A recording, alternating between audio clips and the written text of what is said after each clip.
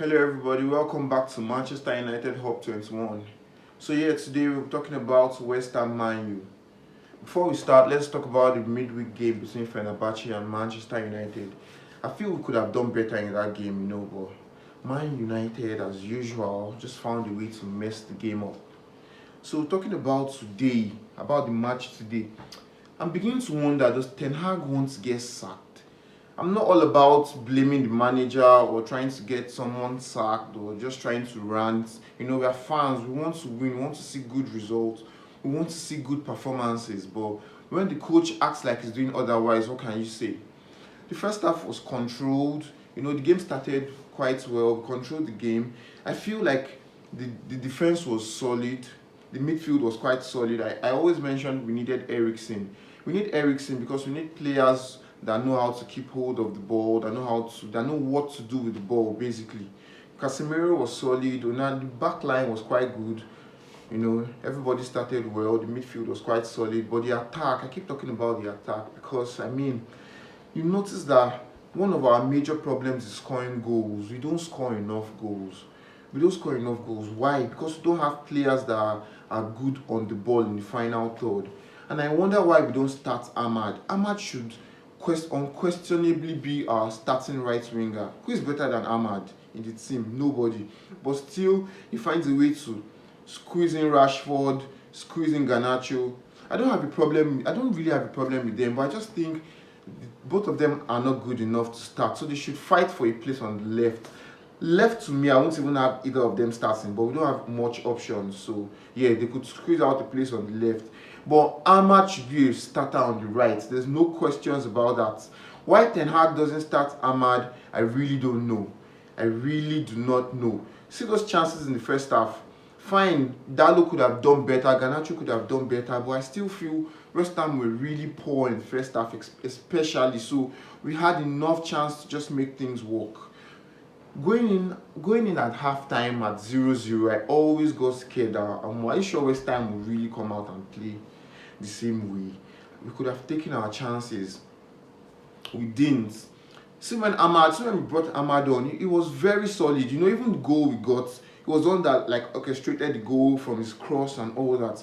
Why Ahmad hasn't cemented the place on that team, I don't know. I think our problem just goes down to the manager making wrong decisions. We need to make good team decisions. His team management is quite poor. Left to me, an average fan who watches all the games, we can get to see that Rashford is good on the counter. Garnacho is good on the counter. This thing is not sustainable. We're a team that should dominate teams in their half. So when you're trying to dominate teams in their half, you can't keep having Rashford and Garnacho on the ball because they'll always want to run into you and shoot.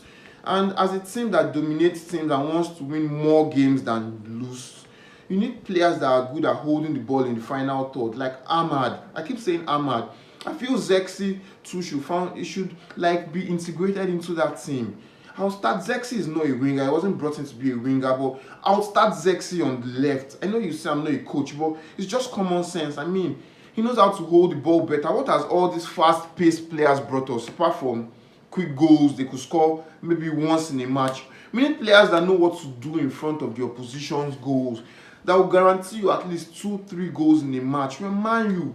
And you can't say, the injuries or the coach doesn't have the players he wants. He does. Look at the back line. Dalo is probably his only player he didn't sign. And we can say he likes Dalo. He retained him. He sold the others. The other starting back three, he bought them. He bought Onana. You can say he bought Casemiro. He brought in Eriksen. He liked Bruno. He never benches him. So this is practically this guy's squad. People say, we don't see the game. We don't see the game management. We don't see tactics. We don't know what exactly Man U is trying to do. I agree with you, but I don't think it's that bad, especially when you have good players that can hold the ball like Eriksen. We see what they try to do sometimes.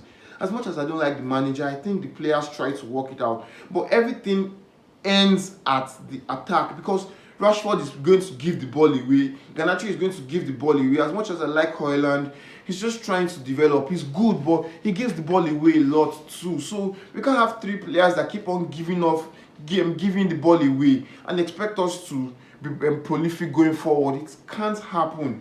I'm not even a coach and I can see it. So why can't Ten Hag see it? Why? If Ten Hag can't see it, then why is he the coach of Man U? I think the coach plays the most vital role. Rashford should be dropped. Forget his big contract. Forget how much they pay that guy. He should be dropped. He should be dropped. You need to put players that are quite effective on the ball, not players that give up the ball away 8 out of 10 times. Be with players that give up the ball away 2 out of 10 times. If you know you want good results, it's not rocket science. I mean, this is just in-game management. Then the substitutions are always poor. I think this is one of the worst West Ham sides you could play. Look at their team form coming into today's game. They got spanked just last week by Tottenham, even when they scored the first goal. They gave us various opportunities to put this game to bed, but we kept losing chance after chance. And anybody that comes here to talk about, oh, maybe the ref, it's not about the ref. You know, sometimes decisions will always go for or against you. Do you know how many decisions have gone for us? Things go for or against you. It's just football. It's just life. If you had a coach that these players were scared of, trust me, Rashford will run. Rashford will pass. Rashford will probably not even be playing in the first place. Look at England. I can categorically tell you that if Rashford goes to another team, he would probably never start, except it's an average team or a mid-table team. For an elite team, Rashford would most likely not start. Why does he keep starting?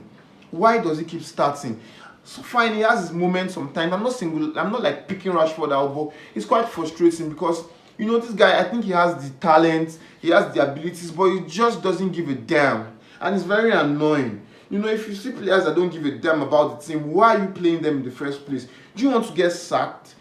Put Ahmad. Put players that are going to give you all and they are technically gifted on the ball. They don't give the ball away. It's quite simple.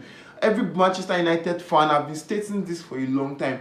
Put players that are technical and do not give the ball away. We have a few of these players. Fine, last season we could all talk about injuries. The game today was really frustrating as a fan because we had the game. It was just ours to lose and we lost it. Well, I hope these players just get a wake-up call. I hope the owners, I hope Sir Jim Ratcliffe, I hope those in charge of Man U get tired. You know, if you look at it in a month, we probably have one good game.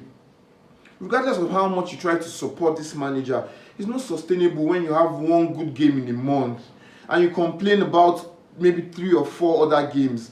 How long till everything comes crumbling? I think fine, you say we've been sacking and hiring managers over time and it didn't work.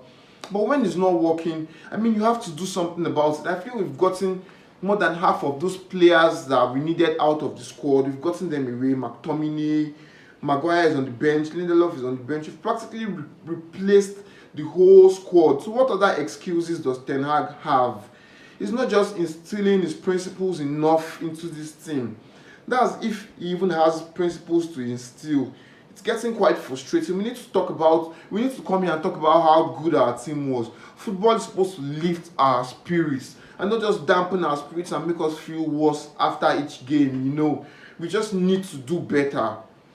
Thank you for watching. Like and subscribe and keep on commenting.